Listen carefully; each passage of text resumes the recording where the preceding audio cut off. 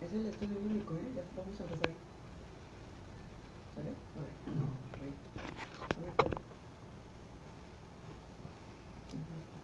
Bueno, ya estamos ahí. Vamos a orar. Buen Dios y Padre Celestial, Señor, gracias te damos por tu gran amor, tu gran misericordia, Señor. Gracias, Padre, porque una vez más nos permites hoy, Señor, este lunes, estar aquí reunidos, Señor, para venir a conocer más de tu bendita palabra, Señor, para conocer más de ti, de tu amor, de tu gracia, de tu misericordia, Señor. Conocer más de nuestro Señor Jesucristo y poder seguir así creciendo en este conocimiento de nuestro bendito Salvador. Padre, rogamos que tú obres en nosotros. Clamamos para que sea tu Espíritu Santo, Señor, el que obre en nuestras vidas, Padre, el que transforme nuestros corazones, que esta palabra penetre. Así también, aún en este tiempo, ha quedado un remanente escogido por gracia. Así por gracia ya no es por obras. De otra manera la gracia ya no es gracia. Y si por obras ya no es gracia. De otra manera la obra ya no es obra. ¿Qué pues? ¿Hasta dónde dijiste? ¿Hasta el 6? Ajá, hasta ahí nada más. Sí. Ok.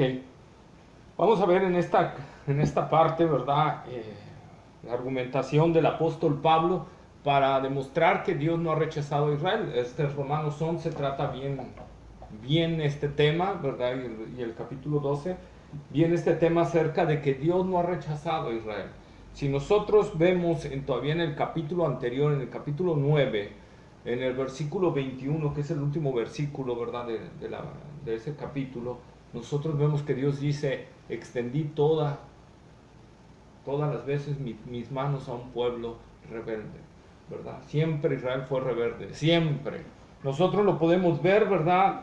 Desde el plan que Dios tuvo cuando lo sacó de la tierra de Egipto, cómo fue Israel rebelde, desde que Dios empezó a hacer maravillas entre ellos, que todavía eran esclavos, ¿verdad? Y cuando Dios hacía un milagro y Faraón se enojaba y los ponía a hacer algo más, el pueblo se quejaba contra Dios. Y siempre fue así. Cuando los libertó, ¿verdad? Y los sacó con mano fuerte, y vieron la mano fuerte con la que Dios los sacó, vieron a los egipcios venir encima y otra vez se quejaron contra Dios, ¿verdad? Y Dios abre el mar muerto, ¿no? Y hace que el mar rojo, perdón, y hace que el pueblo pase por seco, ¿verdad?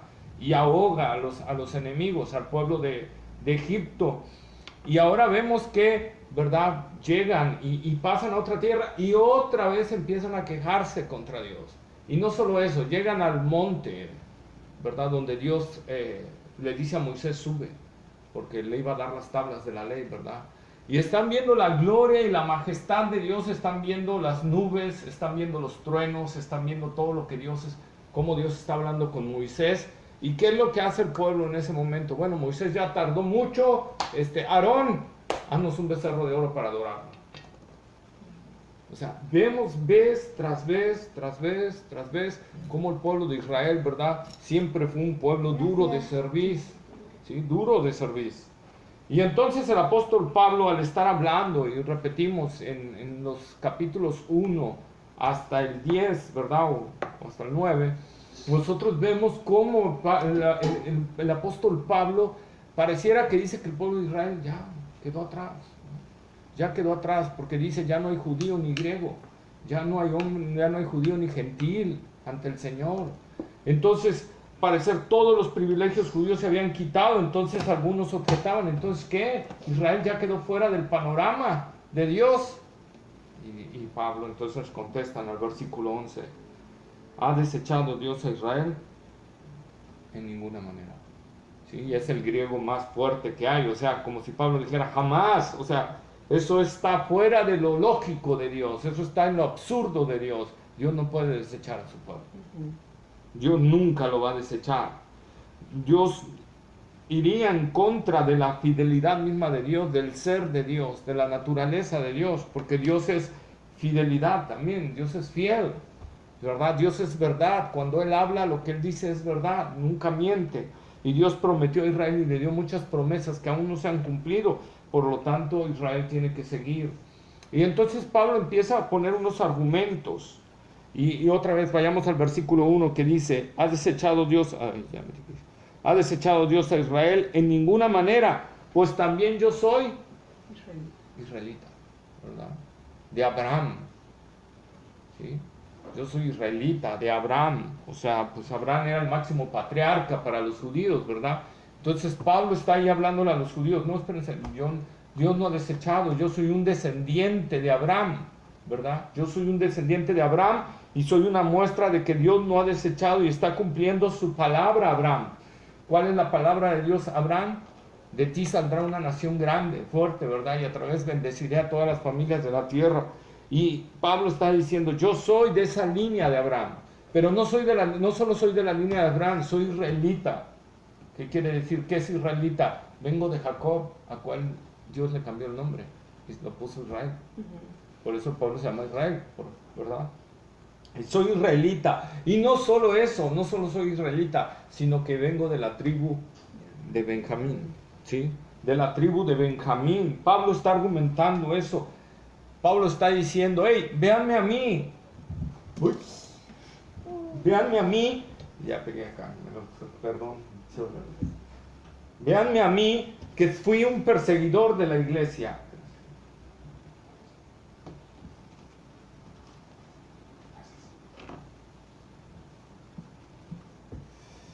No se mancha esto. No me preocupa, las hojas se secan.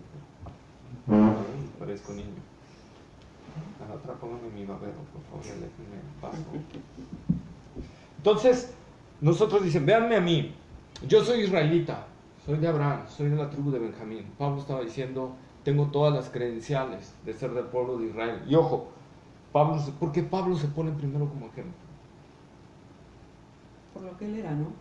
Sí, por lo que él era, a ver, ¿cómo qué? Pues que él era asesino, era perseguidor de los israelitas, de los judíos, los mataba, De los los cristianos, Bueno, los cristianos. De los cristianos, sí. Los Exacto. odiaba. Exacto. Pablo dice, si Dios me escogió, o sea, si Dios me salvó a mí, un israelita, que no solo soy israelita, tengo credenciales muy buenas, pero véanme a mí que era yo un perseguidor de la iglesia, que estaba asolando el camino del Señor y Dios me salvó, ¿verdad? Que fui peor que muchos judíos que hay allá, ¿sí? Entonces soy una muestra de que Dios no ha desechado a su pueblo Israel. Y Dios no lo ha desechado y entonces Dios está salvando a israelitas en este momento, ¿verdad? Sabemos que Pablo no era el único israelita que había varios, pues, la epístola. Que da el sol para luz del día, las leyes de la luna y de las estrellas para la luz de noche, que aparte el mar y Brahma sus ondas, Jehová de los ejércitos es su nombre. El versículo 36, a ver, ahí. Si faltaren estas leyes delante de mí, dice Jehová, también la descendencia de Israel faltará para no ser nación delante de mí eternamente. Ahí está, ¿verdad? Entonces, Dios está prometiendo un perdón y una restauración de Israel. Luego habla de las leyes del sol y de la luna y dice, si alguna vez faltaran una de estas leyes, entonces yo desecharé a Israel. Sí, entonces yo desecharé a Israel. Pero ¿qué ha pasado? ¿Hasta ahorita ha faltado alguna vez esas leyes? No. Entonces Dios no ha desechado a su pueblo. Dios sigue confirmando a su pueblo. Zacarías capítulo 13, versículo 6. 13:6.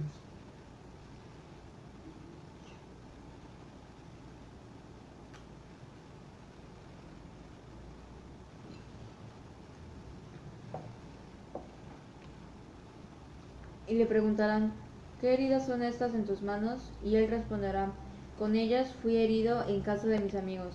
Ahí está, ¿verdad? Entonces eso es cuando el Señor venga por segunda vez, ¿verdad? Y siente y le verán sus manos traspasadas, porque Él descenderá sobre Jerusalén. No va a descender sobre Argentina o sobre Alemania o España, va a descender sobre Jerusalén, ¿verdad? ¿Y qué va a pasar? Le van a decir, ¿y esas heridas? Fui herido en casa de mis amigos, ¿verdad? De mis amigos. Apocalipsis capítulo 7, versículos 3 al 8. ¿Versículo qué? 3 al 8. Apocalipsis 7, 3 al 8.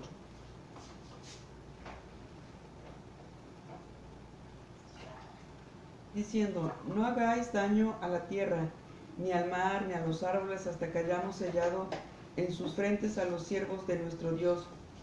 Y oí el número de los sellados, 144,000 sellados de todas las tribus y de los hijos de Israel. De la tribu de Judá, 12,000 sellados. De la tribu de Rubén, 12,000 sellados. De la tribu de Gad, 12,000 sellados. De la tribu de Aser, 12,000 sellados. De la tribu de Neftalí, 12,000 sellados. De la tribu de Manases, 12,000 sellados. De la tribu de Simeón, 12,000 sellados. De la tribu de Levi, 12,000 sellados. De la tribu de Isaacar, 12,000 sellados.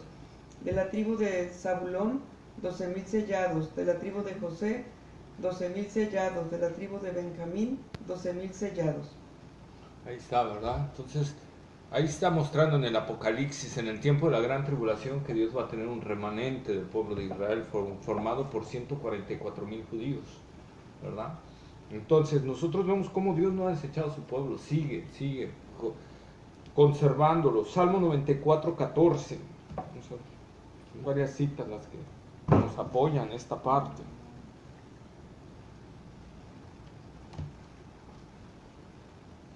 ¿Salmo qué? 94:14.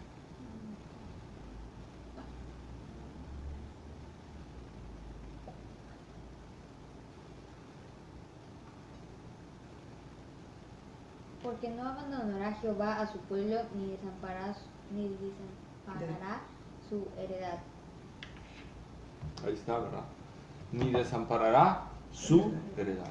Entonces Dios siempre está preservando a su pueblo. ¿A través de qué? De guardarse un remanente siempre. Un remanente fiel. Siempre, siempre. En toda la historia del pueblo de Israel, Dios se ha guardado un remanente en todas las partes.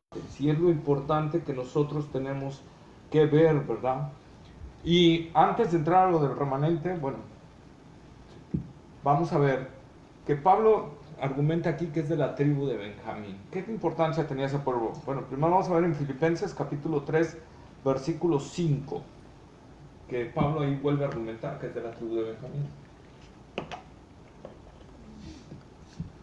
¿Filipenses qué? ¿3?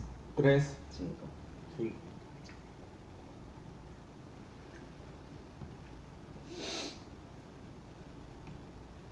Circuncidado al 8º día del linaje de Israel, de la tribu de Benjamín, hebreo de hebreos, en cuanto a la ley fariseo. Ahí está, ¿verdad? En la tribu de Benjamín. ¿Qué importancia tenía esta tribu? Porque Pablo la nombra y ya van dos veces. Ahora la vimos aquí en Romanos y en Filipenses la vuelve a nombrar, que era de la tribu de Benjamín. ¿Por qué era importante esta tribu? Bueno, quizá por las siguientes cualidades.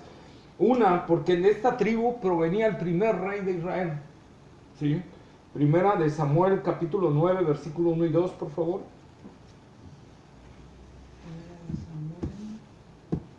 Capítulo 9, versículos 1 y 2. Había un varón de Benjamín, hombre valeroso, el cual se llamaba Cis, hijo de Abiel, hijo de Seror, hijo de Becorat, hijo de Abía, hijo de Benjamita, y tenía el hijo que se llamaba Saúl, joven y hermoso entre los hijos de Israel. No había otro más hermoso que él. El de hombros arriba sobrepasaba a cualquiera del pueblo. ¿Verdad? Entonces Saúl, ahí está, Saúl, el primer rey de Israel, era benjamita, de la tribu de Benjamín. Entonces eso era algo muy importante para... Y Pablo lo toma aquí para que nosotros entendamos, ¿sí?, esta parte. Y bueno, 2, que la tribu de Benjamín fue la única tribu que se quedó con Judá cuando se dividieron los reinos. Cuando se dividió el reino del sur y el reino del norte, el pueblo de Israel. 10 tribus se fueron para el reino del norte y 2 tribus se quedaron con el reino del sur, que fue Judá y Benjamín. Solo Judá y Benjamín se quedaron acá, de este lado. Todas las demás abandonaron al pueblo de Primera de Reyes, capítulo 12, versículo 21.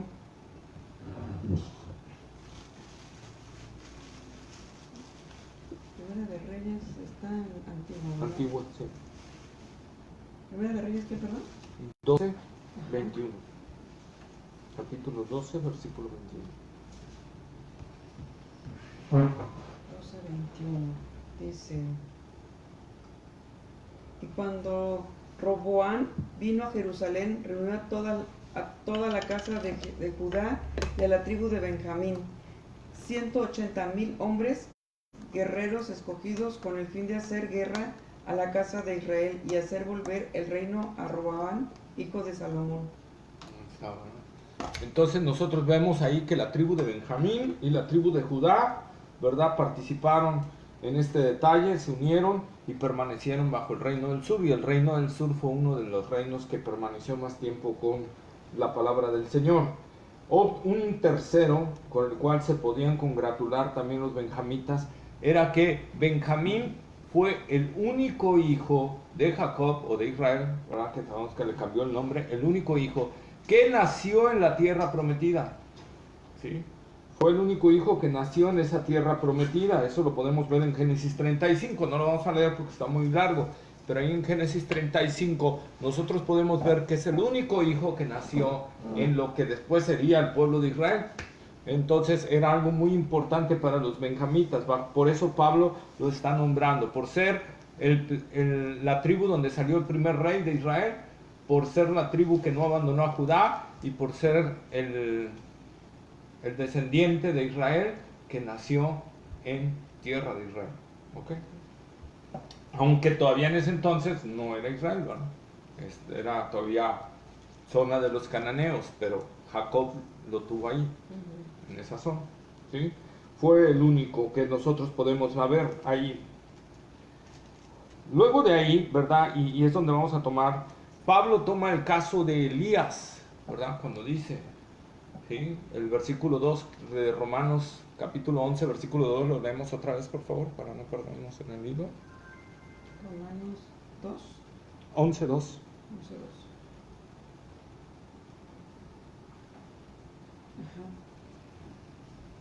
¿No ha desechado Dios a su pueblo, al cual desde antes conoció? ¿O no sabéis que dice Elías la escritura, cómo invoca a Dios contra Israel diciendo? Está, ¿verdad? Entonces, Pablo pone que no ha desechado Dios a Israel y habla de Elías. ¿Por qué habla de Elías? ¿Por qué no habla de Moisés? ¿Por qué no habla de Daniel? ¿Por qué no habla de, no sé, de Oseas, de Joel? ¿Por qué Pablo dice Elías? ¿Por qué pone ese ejemplo de Elías? ¿Cuál es la razón de que Pablo utilice a Elías?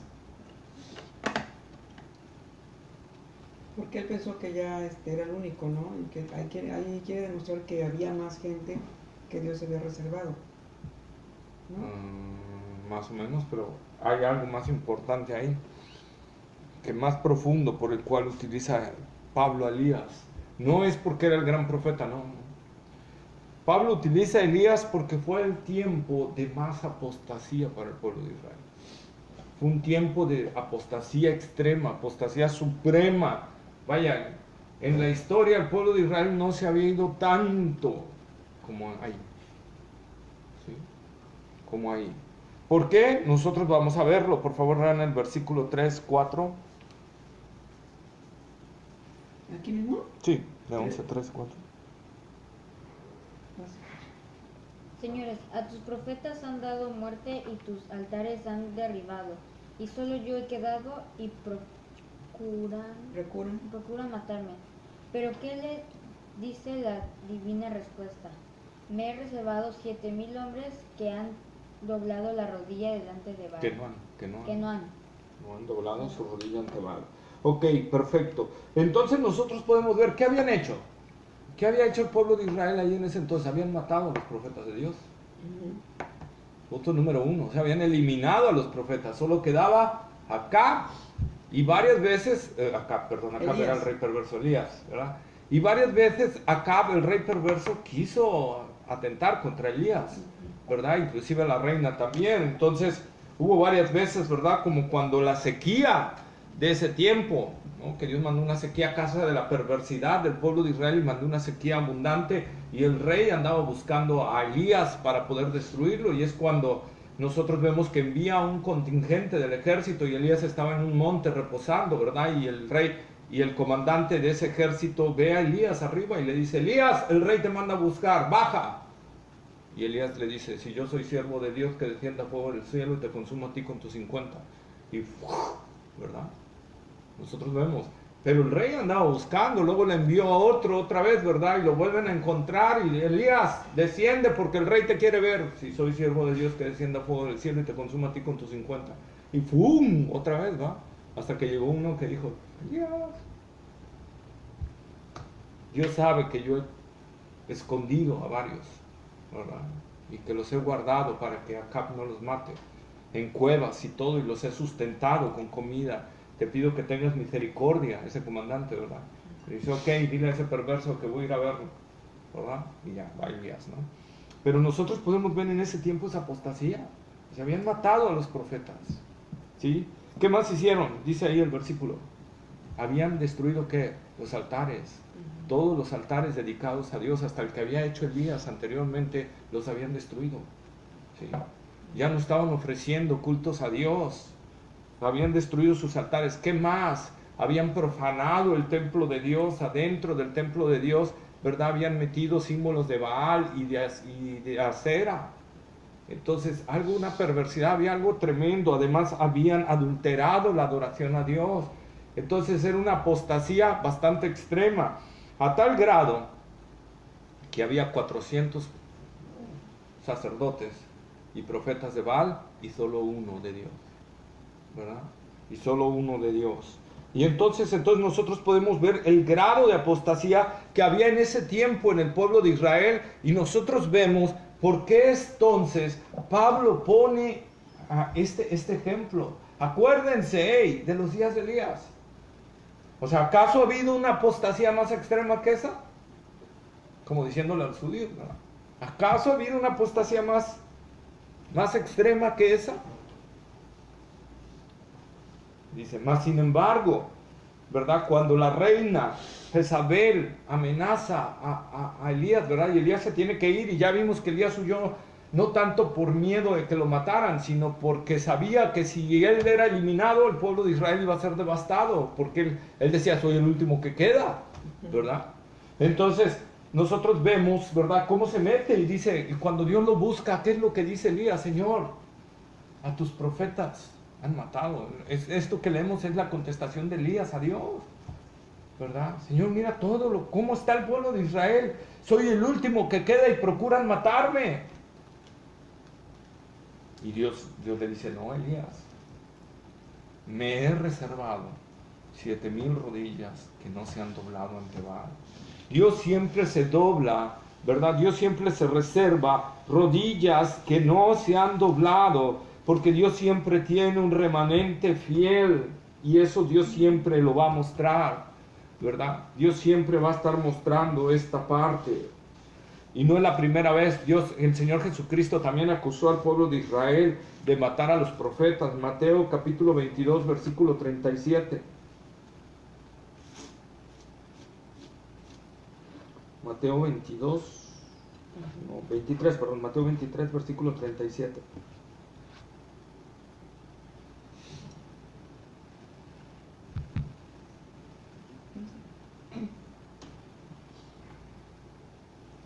Jerusalén, Jerusalén, que matas a los profetas y apedreas a los que te son enviados. ¿Cuántas veces quise juntar a tus hijos como la gallina junta sus polluelos debajo de las alas y no quisiste?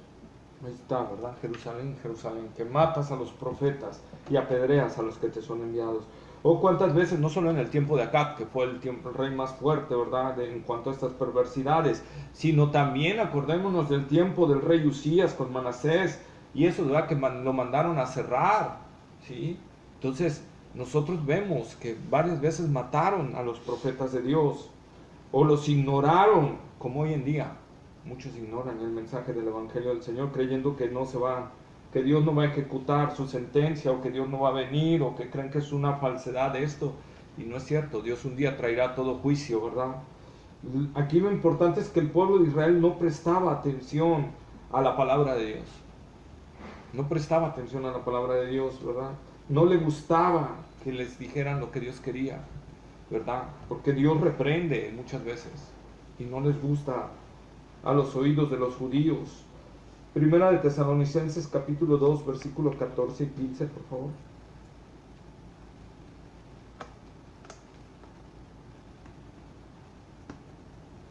Del 14 al 15.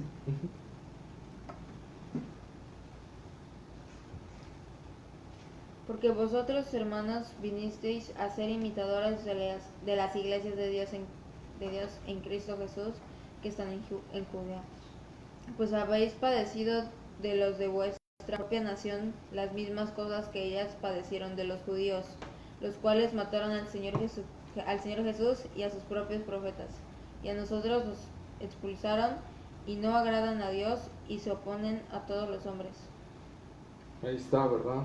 Nosotros podemos ver lo que está Pablo ahí diciendo, ¿verdad? Una vez más a la iglesia de Tesalónica, como acusando a los judíos de que mataron al Señor Jesucristo, han matado a los profetas y se oponen a todos aquellos que quieran, ¿verdad?, hablar de este camino. Hechos capítulo 7, versículo 52.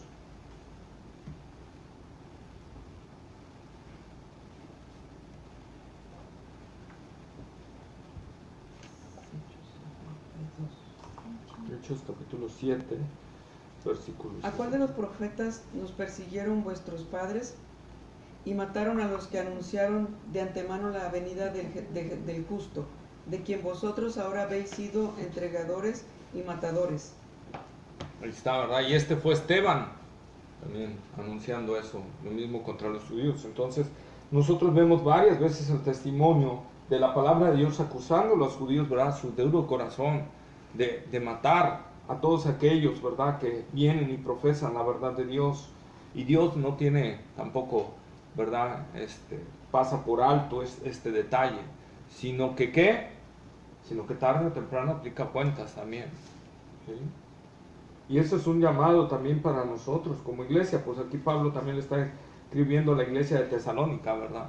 Nosotros tenemos que oír la palabra del Señor y obedecerla, porque si no, Dios tarde o temprano ajustará cuentas y nos dará una disciplina del Señor. Vamos por favor a Juan capítulo 12, Juan 12, versículo 36 al 41.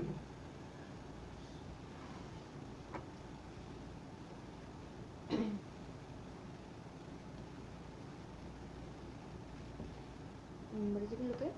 12, Capítulo 36. 12, 36 al 41. Entre tanto que tenéis la luz, creed en la luz para que seáis hijos de luz.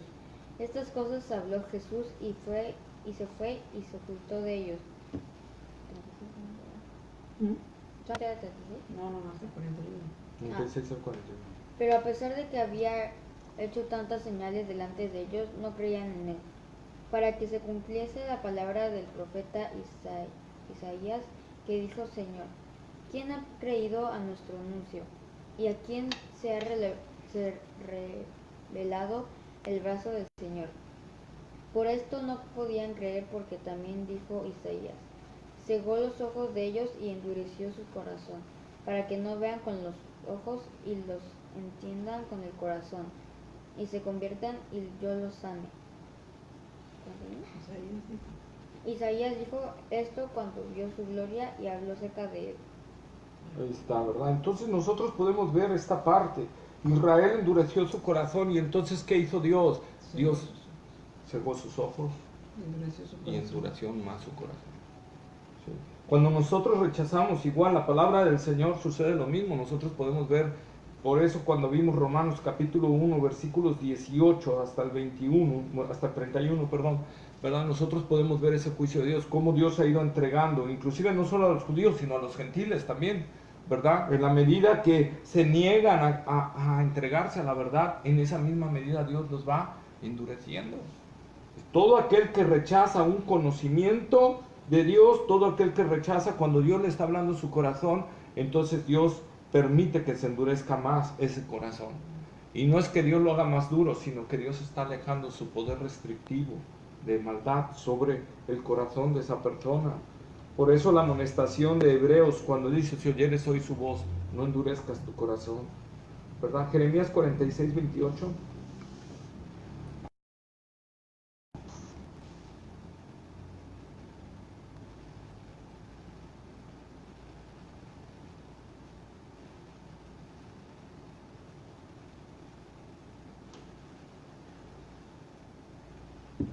Jeremías capítulo 46, versículo 28.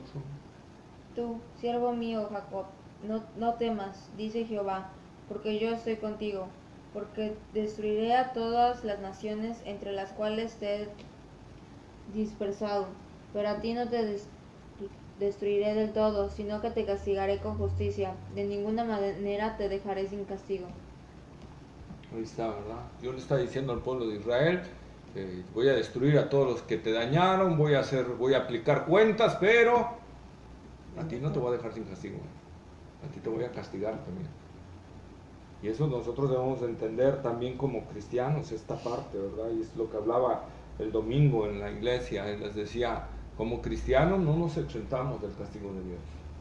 No vamos a ser condenados si en verdad estamos en Cristo Jesús y hemos nacido de nuevo, si ha habido un nuevo nacimiento dentro de nosotros, pero si como cristianos atentamos contra Dios, entonces Dios va a aplicar castigo a nuestra vida, Dios va a aplicar disciplina. Y Hebreos dice, dura cosa es caer en manos del Dios vivo, nuestro Dios es fuego consumidor, ¿sí? Dios no se detiene cuando alguien quiere atentar contra Él.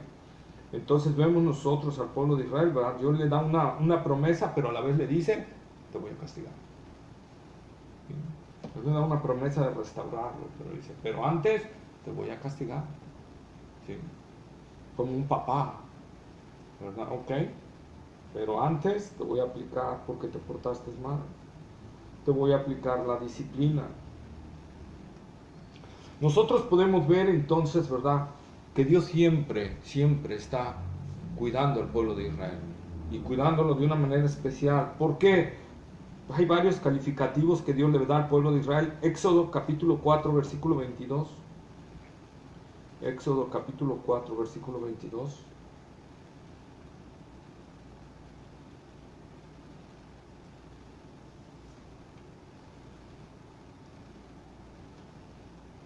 Y dirás a Faraón, Jehová ha dicho así, Israel es mi hijo, mi primogénito.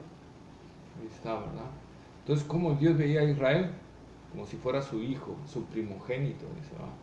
Entonces nosotros tenemos que ver ahí la manera tan especial en la que Dios se expresa del pueblo de Israel. Deuteronomio capítulo 26, versículo 16. 16. 26, 16. 18, perdón. ¿Cómo? Ya no entendí. Deuteronomio capítulo 26, versículo 18. 16,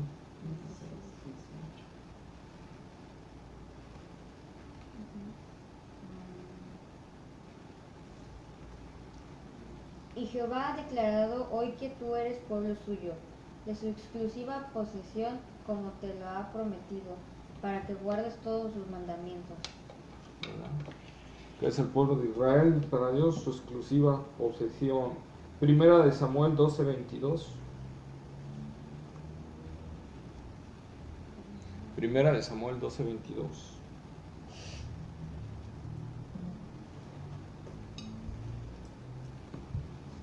Pues Jehová no desamparará a su pueblo por su grande nombre, porque Jehová ha querido haceros pueblo suyo.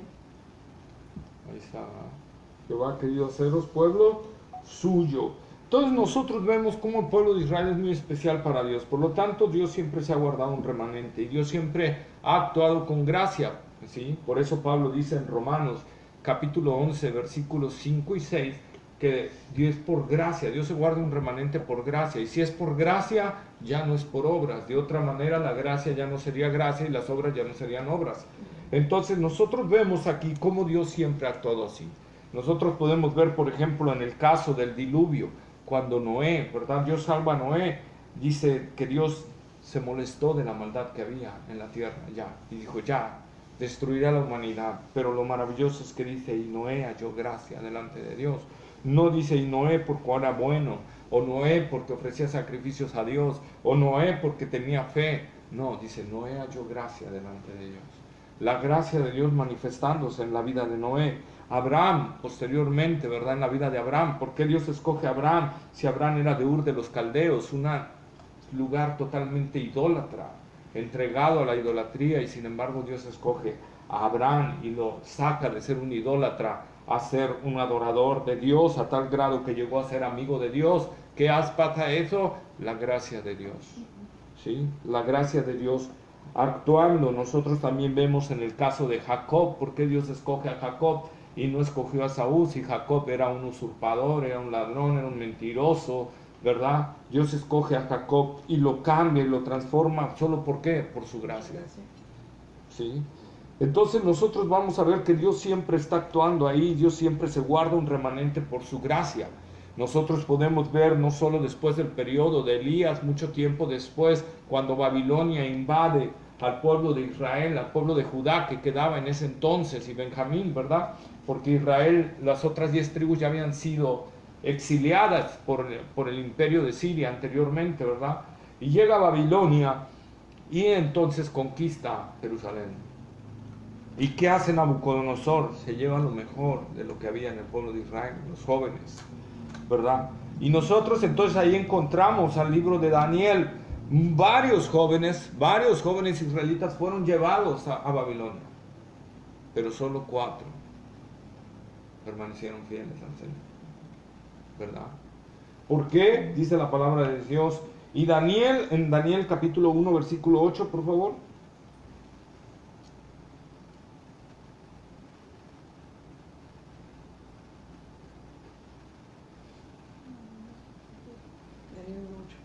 Y Daniel propuso en su corazón no contaminarse con la porción de la comida del rey, ni con el vino que él bebía.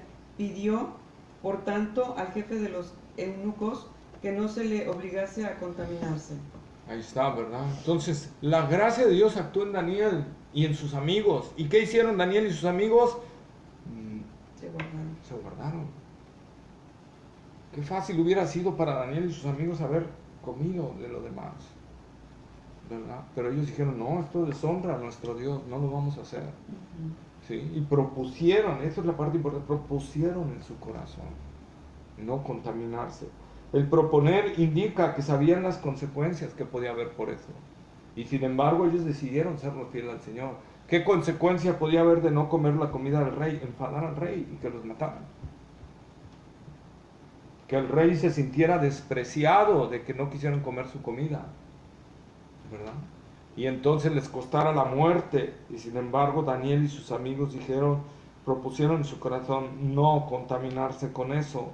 ¿Por qué? Porque la comida que daba el rey de Babilonia no era una comida que estaba reglamentada por los mandamientos de Dios, ¿sí? Era comida que Dios había determinado que el pueblo de Israel no podía comer, ¿sí? Entonces decidieron obedecer a Dios, ¿verdad? 2, porque era una comida ofrecida al ídolo de Babilonia, y ellos decidieron no ponérselo. Siempre fueron fieles. Por ejemplo, cuando Nabucodonosor levanta la estatua, ¿verdad? Y hace que todos vengan, todos los que viven en Babilonia vengan. ¿Cuántos judíos vivían en Babilonia en ese entonces? Muchos, muchísimos. Y entonces dice, al oír el sonido de la música, todos se tienen que postrar ante esta imagen. So pena de muerte quien no lo haga, ¿verdad? Y empiezan a tocar los tambores y todo, y todos caen de rodillas, y solo 3 jóvenes permanecieron de pie, los amigos de Daniel. Se cree que Daniel en ese entonces no estaba por Babilonia, a lo mejor fue comisionado para algún detalle fuera de Babilonia, ¿sí? Pero solo sus 3 amigos permanecieron. Los demás judíos estaban postrados, ¿sí? ¿Por qué Dios no destruyó a Israel? Por esos 4 que habían. Por esos 4 fieles que permanecían delante del Señor. Daniel, cuando el edicto del rey de Media y de Persia, ¿no? Darío, que en 30 días nadie podía orar a su Dios, nadie, ¿sí? ¿Y Daniel qué hizo? Como todos los días, y no modificó nada de lo que él hacía. Él siempre oraba con las puertas abiertas hacia Jerusalén, con las ventanas abiertas hacia Jerusalén, ¿verdad? Y él se ponía y se postraba ya hacia Jerusalén, y él oraba a Dios. Y cuando vino el edicto, oye, qué fácil hubiera sido para Daniel haber cerrado las ventanas y ponerse a orar con las ventanas cerradas. Sí, Pero ¿eso qué significaría? que estaba ocultando. Que tenía miedo, que estaba ocultando, que no quería demostrar que era un adorador de Dios. Entonces Daniel no le importó, sí. Y él dice que oyó el edicto, dice la palabra de Dios, que oyó el edicto, se subió, se fue como todos los días a su casa, abrió las ventanas y se puso a orar a Dios, ¿verdad? A la hora que él siempre oraba. Ni siquiera modificó el horario, a la hora que siempre oraba, se paró ahí. Y él sabía que tenía enemigos. Él sabía que había gente que estaban buscando su puesto. Él sabía que estaba gente que le andaban buscando cosas, ¿verdad? Y a él no le importó. ¿Por qué? Porque él tenía a Dios en primer lugar. Y nosotros vemos, ¿verdad?, cómo fue lanzado al foso de los leones por desacatar la orden, pero más sin embargo Dios lo respaldó, ¿verdad? Entonces Dios siempre va a guardar un remanente para su pueblo, y eso es lo que está hablando el apóstol. ¿Sí? Y eso es lo que está hablando precisamente el apóstol. Y al estar dando todo esto, estoy recordando, ¿verdad?, lo que Apocalipsis también dice en Apocalipsis en cuanto a la iglesia de la Odisea, que será una iglesia tibia, una iglesia que vive su propia vida, que anda en su propia vida, ¿verdad?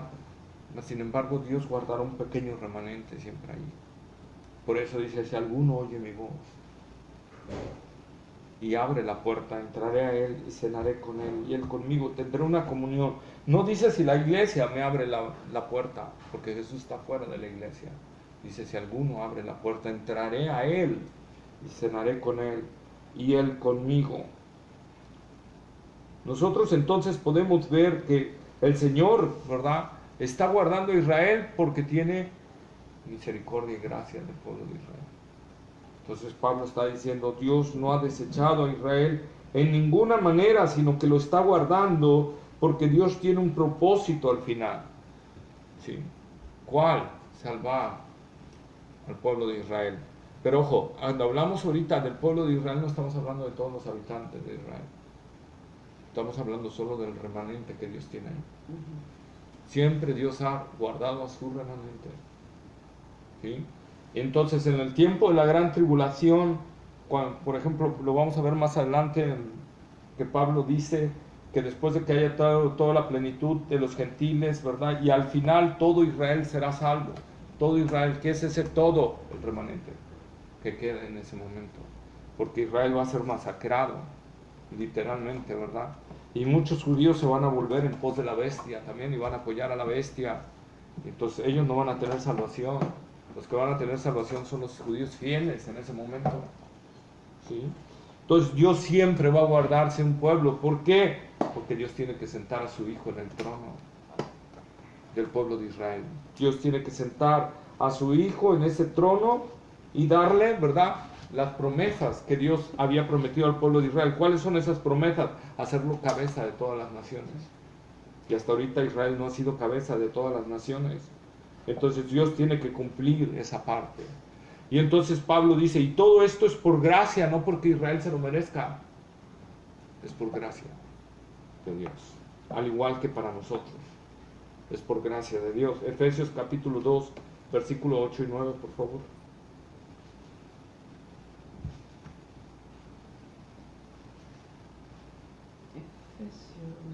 Efesios capítulo 2, versículo 8 y 9.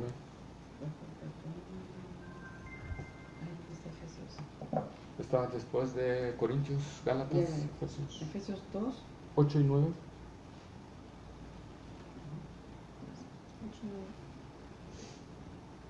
Porque por gracia sois salvos por medio de la fe, y esto no de vosotros, pues es don de Dios, no por obras, para que nadie se gloríe. Ahí está, ¿verdad? Porque por gracia sois salvos por medio de la fe. ¿Sí? Y esto no de vosotros, o sea, ni la gracia ni la fe es algo de nosotros. Por eso Pablo está diciendo aquí que es por gracia. También para nosotros la salvación es por gracia. ¿Sí? No es por obras. Cuando Pablo está diciendo, sí, por gracia, ya no por obras, ya no más por obras, se está refiriendo definitivamente, ¿verdad?, a un cambio sustancial, ¿verdad? algo que ya quedó obsoleto con algo nuevo. La ley era por obras, la gracia es por fe única y exclusivamente. ¿Sí? Gálatas 2:21, por favor.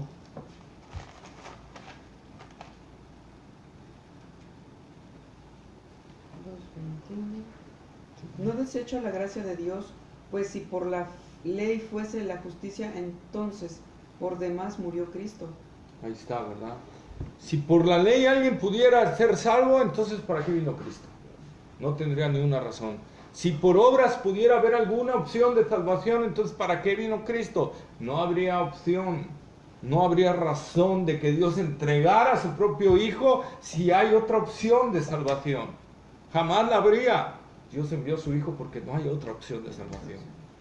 Y la única opción de salvación que tenemos es fe. Y si no tenemos fe, entonces no tenemos salvación. ¿Sí? La salvación no es por estar en un lugar. La salvación no es por pertenecer a una iglesia o obtener la membresía en una iglesia o en una denominación. No es por convertirte en un congregante de algún lugar. Es si realmente hay fe en ti. Y eso se ha demostrado que la gracia de Dios ha actuado en ti. Si tienes una fe viva en el Señor Jesucristo, se demuestra que hay una fe realmente en ti. Porque Hebreos 11:1 dice, es pues la fe, la certeza de lo que se espera, la convicción de lo que no se ve. Alguien que tiene fe tiene una certeza real, no una certeza fingida, una certeza real, una convicción real que lo lleva a actuar, porque está convencido de que es una realidad. ¿Sí? Por eso Hebreos 11:6 dice, sin fe es imposible agradar a Dios. Nadie puede agradar a Dios sin la fe, porque la fe te lleva a actuar. Todo aquel que quiera actuar sin fe no es posible, porque está actuando desde una manera carnal. Y la carne no puede agradar a Dios. ¿Sí? La carne no puede agradar a Dios. Nosotros tenemos que entonces ver en nosotros mismos para que no nos pase lo mismo del pueblo de Israel. Porque el pueblo de Israel, ¿qué decía el pueblo de Israel en ese entonces? Y seguía diciendo en los tiempos de Pablo, en los tiempos de Elías, en los tiempos de Isaías, en los tiempos de Isaías, ¿verdad? ¿Qué decía? Somos israelitas. Y por ser israelitas tenemos ganado el cielo. Y Dios dice, no, es por fe. Y es por gracia. Depende de mí tu salvación. No, yo no puedo salvarme. Necesito de Dios que Él me salve. Jonás y el Salmo 3:8 y Jonás 2:9 dicen, la salvación pertenece a Jehová. Dios es el único que puede salvarnos. Dios es el único que puede obrar en nosotros. Si la gracia de Dios actúa en nosotros, seremos salvos. Y si no, no seremos salvos.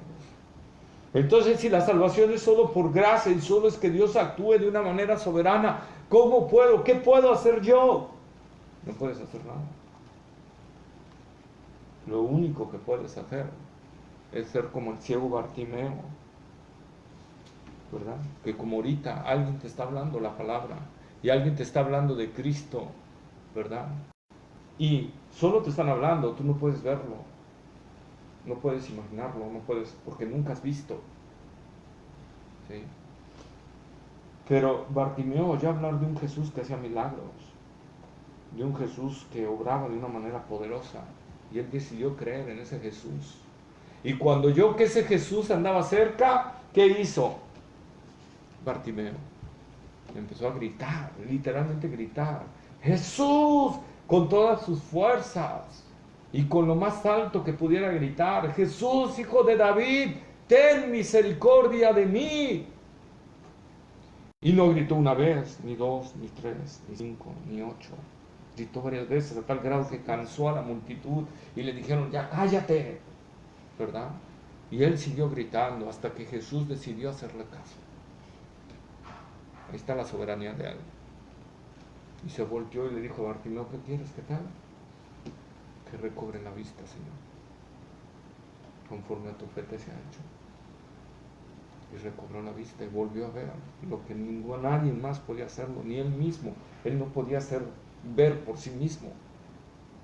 Los médicos no podían hacer que viera. El hombre no puede obrar en la salvación. Y esa es una muestra más de lo que Jesús puede hacer. ¿Qué puedo hacer yo? Clamar a Jesús: sálvame, ten misericordia de mí, demuéstrame que estoy mal, demuéstrame que necesito tu salvación, demuéstrame y sálvame, Señor. Es lo único que puedo hacer. Les decía ayer a la iglesia, con la mujer sirofenicia, Jesús no vino a los gentiles, Jesús vino solo a su pueblo. Posteriormente Jesús sabía que se iba a abrir a los gentiles la entrada, pero Jesús dijo, les ordenó a los discípulos cuando los mandó a evangelizar: no vayan a camino de gentiles, solo al pueblo de Israel, ¿verdad? Y de repente viene una mujer gentil, sirofenicia, ¿verdad? Y empieza a gritar atrás de Jesús también, ¿verdad? Clamando misericordia porque su hija estaba endemoniada, ¿sí? Y los discípulos se hartaron y le dijeron: Señor, ya despídela, porque ya da gritos y ya no tiene harta, va atrás de nosotros. Y él sigue adelante. Y esta mujer sigue gritando y gritando y gritando y gritando, ¿verdad? Y entonces Jesús se voltea y le dice: ¿qué quieres? Señor, que sanes a mi hija, está atormentada por un demonio.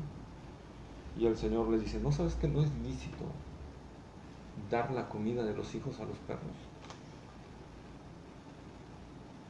Y yo se lo dije a la iglesia: imagínate, ponte tú en el lugar de esa mujer, sí, y que Jesús te dijera: tú no eres un perro. ¿Qué hubieras hecho? Me hubieras dicho: miserable, ahí nos vemos, ¿verdad? O le hubieras... ¿Qué te crees? ¿Qué te crees? O lo hubieras insultado. Pero esa mujer se humilló ante él y le dijo: sí, Señor, pero aún los perros comen de las migajas que caen de la mesa de sus amos. Fíjate, esa mujer no solo dijo: sí, soy perro, Señor, sino además dijo: si tú pones a los judíos ahí, son mis amos, Señor. ¿Eso qué significaba? La mujer estaba desesperada, había humildad, ¿verdad? Y eso es lo que nosotros necesitamos. Y entonces Jesús esboza una gran sonrisa y dice: oh, mujer, grande es tu fe, ¿verdad? Ve, porque tu hija está sana. Y eso es lo que nosotros... Ella recibió su milagro. Por eso Jesús dice: el que viene a mí, yo no le echo fuera. Si nosotros venimos a Jesús gritándole por misericordia, créeme que si haces eso, Él no va a echarte fuera, Él va a recibirte. Solo no te canses de gritar por misericordia. Y no seamos como los judíos que endurecieron su corazón y creyeron que podían salvarse mediante otro método. Y algunos creyeron que Jesús era un ridículo, porque algunos creyeron eso, ¿verdad? Y que no era verdad, que Él solo era un impostor. Y triste realidad cuando se encuentren con Él cara a cara. ¿Amén? Amén. ¿Alguna pregunta o duda? ¿No? Bueno, vamos a orar para despedirnos. Bendito Dios y amado Padre Celestial, Señor, gracias te damos, Señor. Señor, tuya es la salvación, Señor. Gracias, Padre, porque, Señor, sabemos que en ti está todo el poder para salvar un alma, Señor. Y clamamos, Señor, para que, Señor, si en alguno de nosotros hay un corazón incrédulo, Señor, que tú lo salves, Señor. Que tú obres con poder, Señor. Que tu gracia alcance, Señor, a todo corazón, Señor, que esté aquí. Y a todos los que nos estén oyendo por internet, Señor. Clamamos, Señor, para que tu gracia alcance a muchos, Señor. Padre, que esa gracia se pueda extender a otros más, Señor. Padre, si tú salvaste a pecadores tan grandes, Señor, tú puedes salvar a cualquiera, Señor.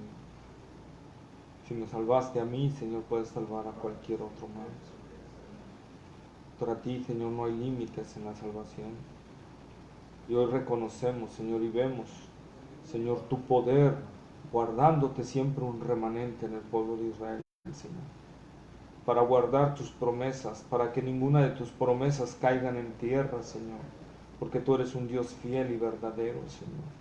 Y si así podemos nosotros también confiar, Señor, que no, Señor, nos desecharás, que todo aquel que ha venido a ti, Señor, tú no lo desecharás, Señor. Gracias, Padre, porque podemos confiar en un Dios, Señor, que después de más de 3.500 años sigues guardando al pueblo de Israel, Señor. Y eso significa, Señor, para nosotros seguridad en cuanto a que nos has prometido vida eterna a los que creen en Cristo Jesús y nacen de nuevo, Señor.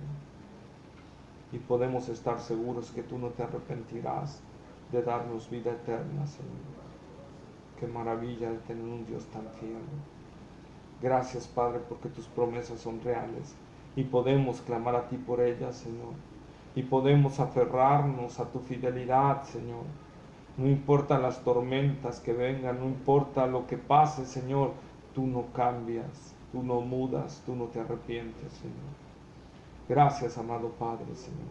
Te damos toda la gloria en el nombre de Cristo Jesús. Amén, Señor. Amén. Muchas gracias.